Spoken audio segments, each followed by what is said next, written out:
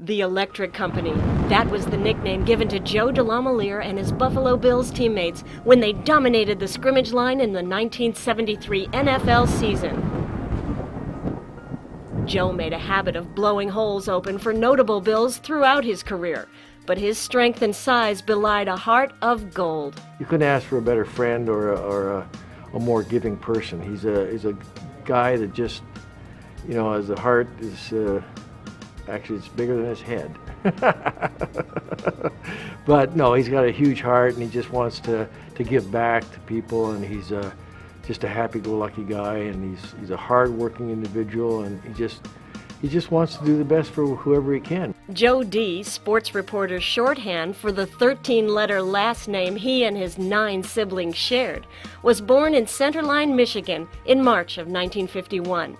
He befriended his wife of 38 years, Jerry, when they walked to elementary school together. Hard to believe that the Hall of Famer, who received All-Pro status from 1975 through 1980, cried on his way to first grade because, according to Jerry, he just didn't want to go.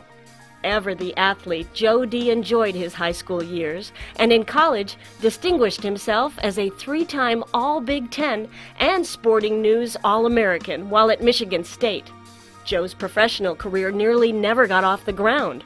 A hidden heart condition was uncovered after the draft, but prior to his rookie year. At the time, Lou Saban was a coach, and he would have all the rookies would come into the restaurant to eat, and my father he'd say, Ilio, check these kids out and see if they're tough, you know. So sure, Kumba, I'll do it. So he would always grab each player by the back of the neck and squeeze, and my father's hands were so big, he'd grab him by the back of the neck and go, well, this guy, you know, tough, and this guy, oh, he'd have some of them on their knees and everything else. So, and when he finally grabbed Joe D, and he grabbed him by the back of the neck and he squeezed, and Joe D just, my father goes, Coach, this guy's going to be an All-Pro. He's going to be a good one, I'm telling you, right? So, you know, that's the story. So now as they go on, and he goes to the camp, and they all of a sudden are doing studies on him. So, well, his heart, he comes in the restaurant the one night and all dejected and sitting there. My father goes, what's wrong, Joe? He goes, you know, I don't know, they said I got a large heart or something's wrong with my heart. I can't fit past my field. Yeah, there's nothing wrong with you. He goes, you got the same thing I had all my years wrestling in large heart because you're so strong and in great shape. They're wrong. I'm telling you what to do. You go to the Cleveland Clinic and they'll take care of you. I know. I went through this. Don't worry about it, because, you know, I always had to get wrestlers always had to get tested and medical clearance to wrestle anyway. So there's nothing wrong with you. You're good.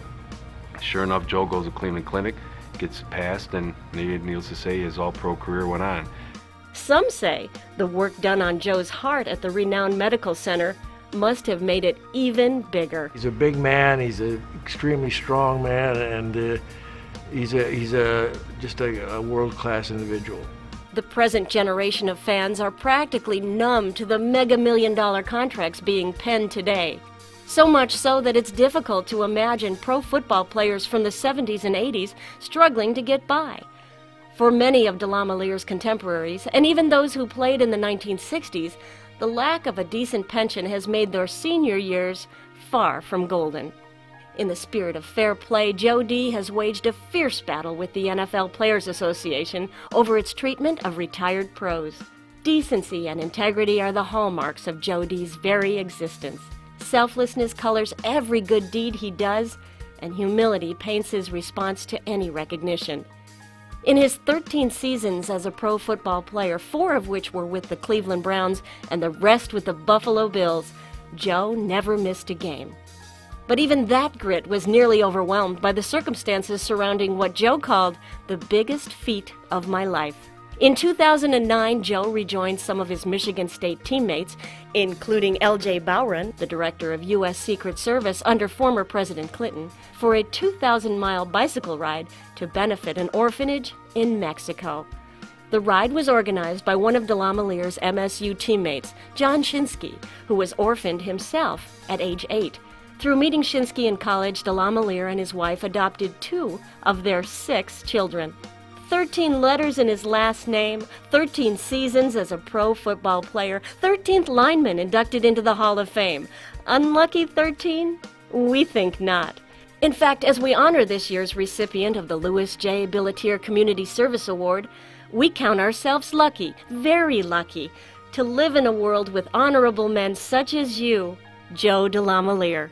From the Billittier family and for Joe, much tremendously deserved. From one great family to another great family. I mean, it's just a super an award, and you know, nobody better deserving than Joe.